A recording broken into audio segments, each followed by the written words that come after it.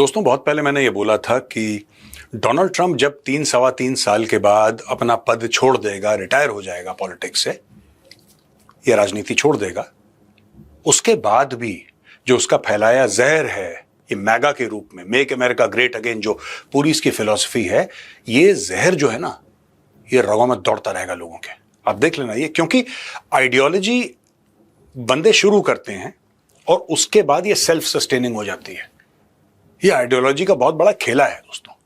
मैं आपको समझा दूं, मेक अमेरिका ग्रेट अगेन यानी कि हम अमेरिका को एक बार और महान बनाएंगे, और ये अच्छी बात है, अच्छी बात है।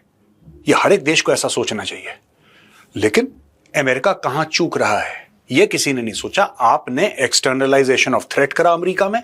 आपने बोला कि नहीं साहब, ये जो जितनी भी प्रॉब्लम्स है ना, आपकी जितनी भी प्रॉब्लम्स हैं, ये इसलिए हो रही हैं क्योंकि इंडियंस बाहर से आते हैं और आपकी नौकरियां ले लेते हैं। अच्छा, किसी ने ये नहीं बोला कि भाई आप ही तो इंडियंस को इनवाइट करते हैं। वीजा क्या होता है? Visa is an invitation letter, एक परमिशन होती है। आपने स्कीम खोली H1B। आपने बोला कि भाई हमारे पास ये H1B का क्या मतलब है? H1B का ये मतलब है कि आप 3 साल के लिए अमेरिका में काम कर सकते हैं अगर आप प्रोफेशनल हैं। कई लोग इसको जीनियस वीजा बोलते हैं, राइट? इसेंशियली अमेरिका के पास उस क्वांटिटी में, उस स्केल में ये स्किल्स नहीं है, इसलिए हमें बाहर से चाहिए। और 70+% H1B वीजा के जो बेनिफिशियरीज हैं वो इंडियंस हैं। अब ये आपने अमेरिकन के दिमाग में एक फतूर डाल दिया। और फतूर क्या डाल दिया? ये डाल दिया कि साहब आप सबके सब बिल गेट्स होते, आप सबके सब इलॉन मस्क होते, राइट? आप सबके सब जो हैं आप टॉप पे होते। ये तो इंडियंस थे जिन्होंने खा ली आपकी नौकरी।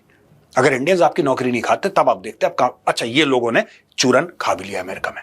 अब हुआ ये कि जब ट्रंप ने ये अनाउंस करा कि $100,000 वीजा की फीस रहेगी, तो ट्रंप ने उस वक्त ये नहीं बोला कि साहब, शुरू में तो ये बोला कि हर साल होगी, फिर 24 घंटे के बाद बैक ट्रैक करे ये लोग, बोला कि नहीं वन टाइम होगी।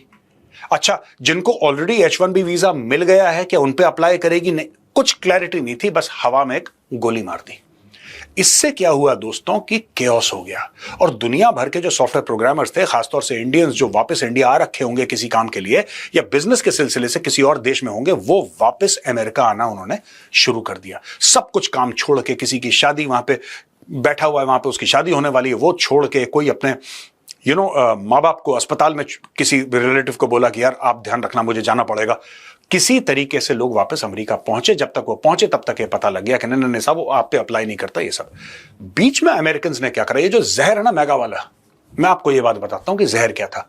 शुरू में जो मैंने बोला था ना, दिस इज अ पॉइजन, और ये ट्रंप के जाने के बाद कई दशक तक ये जहर रहेगा, कई दशक तक। इसमें रेसिज्म भी शामिल है, इसमें कि इंफीरियोरिटी कॉम्प्लेक्स भी शामिल है, क्योंकि उनको यह पता है कि यह काम वो कर नहीं सकते। ठीक है ना? होता क्या है मैं आपको बताता हूं, मैं आपको एग्जांपल देके बताता हूं, ठीक है? ये देखिए साहब, यहां पे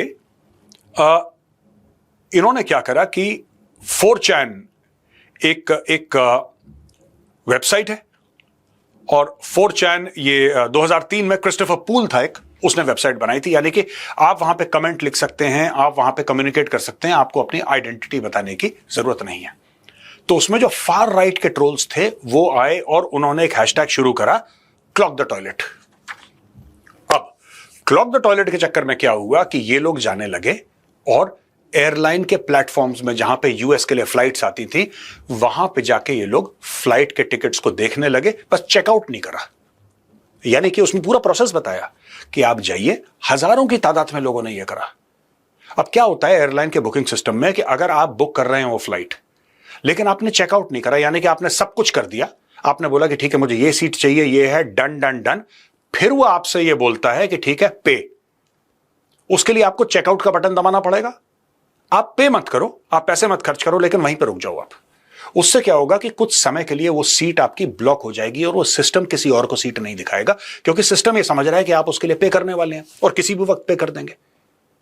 तो लगातार दर लगातार ये लोग ऐसी चीज करते चले गए, तो वहां पे फ्लाइट के टिकट महंगे। और कारण क्या था कि जो इंडियंस हैं वो जरूरत से ज्यादा पैसा खर्च करें और वो ना आए, और ये सब चीजें। You are not welcome.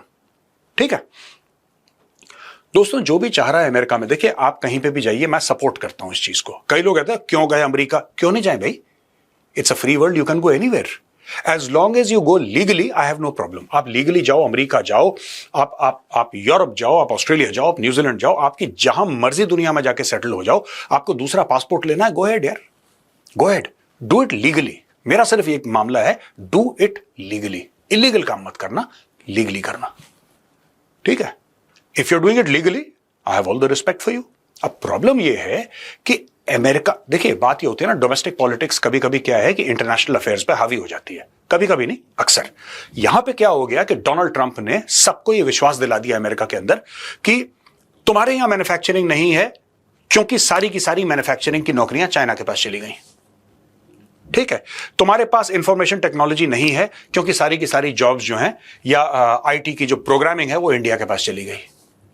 अच्छा, इंडिया के पास चली गई वो अलग चीज है, that is one part of it.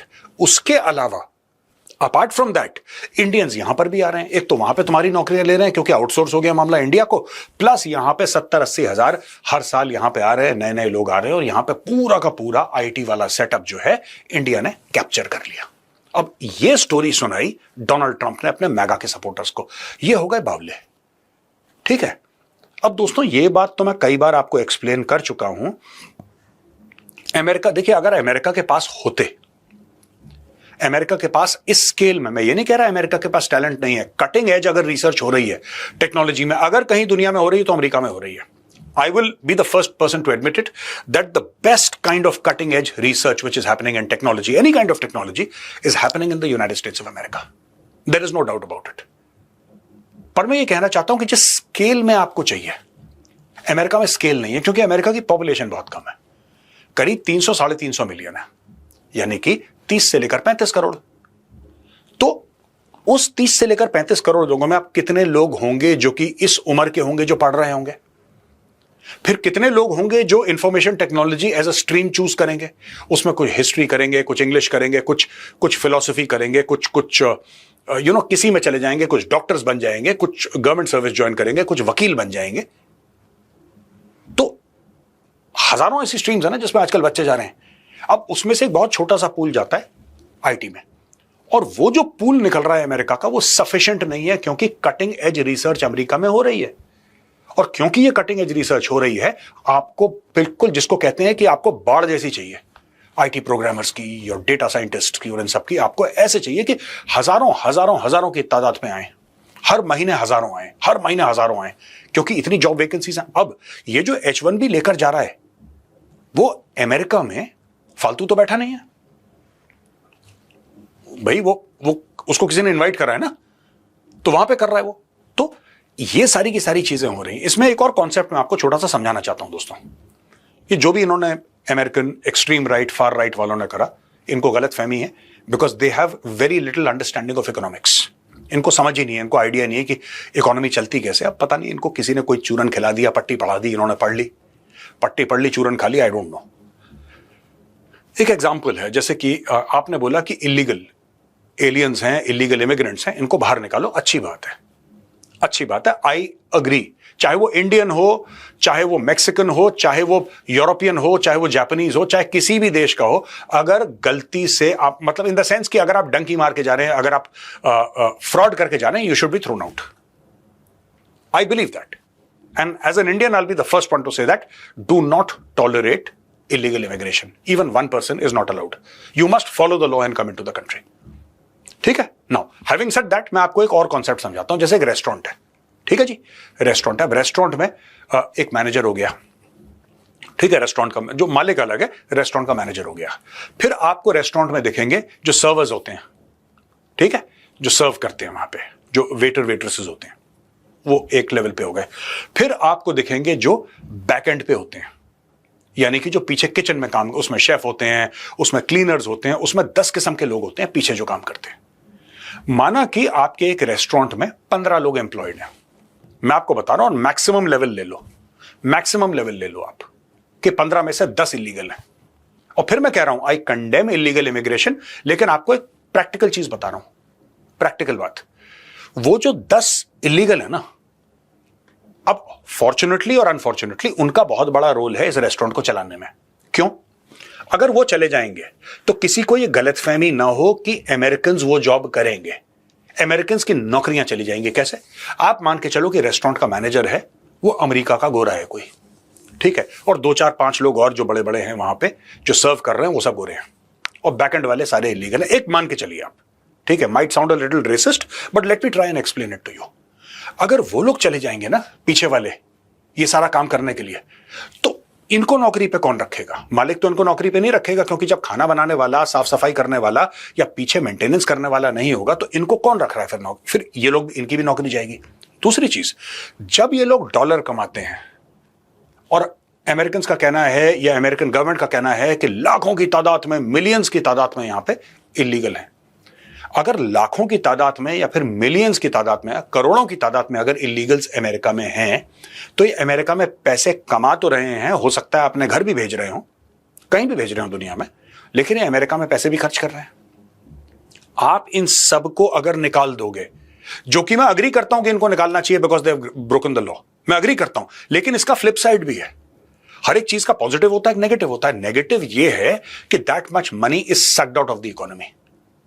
आपने निकाल दिया, ट्रंप कह रहा है आइस वाले जाएंगे, इमिग्रेशन वाले पकड़ पकड़ के इनको बाहर फेंक देंगे, भेज दो। उससे आपका मामला और ज्यादा खराब हो जाएगा। मुझे लगता है कि Trump has a very very superficial understanding of the economy.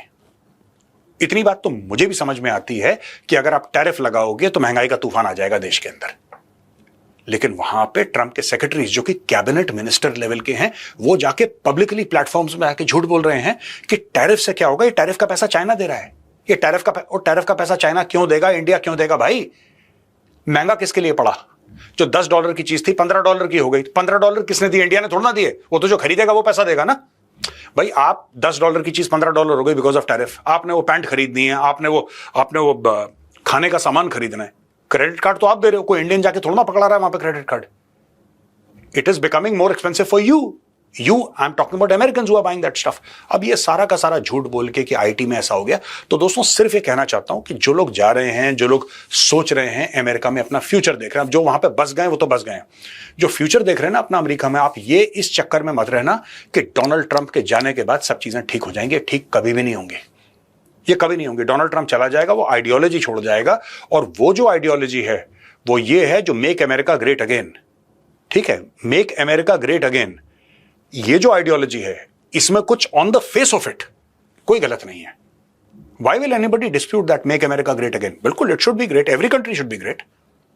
मैं मना नहीं करता कि America should not be great, it should be great, but the problem is they are going about it in the wrong manner and the people have been told, Americans have been told bye Donald Trump that you are victims. आप victim हैं, आपके साथ बुरा करा गया है, ठीक है, और ये जो लोग हैं इंडिया से आ रहे हैं, चाइना से आ रहे हैं, ये आपके साथ बुरा कर रहे हैं।